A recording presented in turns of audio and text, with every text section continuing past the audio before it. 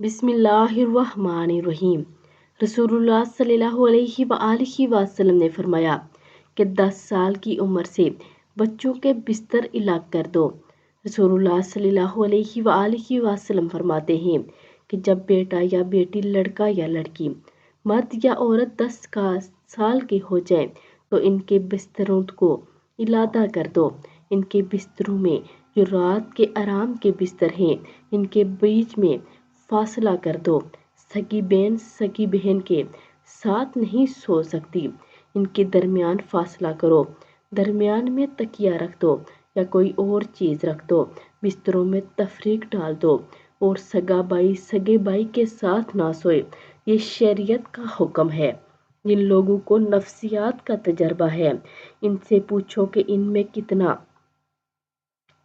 راز ہے۔ شریعت کے اس حکم میں کیا شفقت اور رحمت ہے۔ لہٰذا اپنے 10 سال کے بچوں کو کبھی اکٹھا مت لیٹنے دو، بیچ میں کوئی چیز حائل رکھ دو۔ ایسے ہی آپ کی سگی بیٹیوں کو بھی جب 10 سال کی ہو جائیں تو ان کے بستر علیحدہ کر دو۔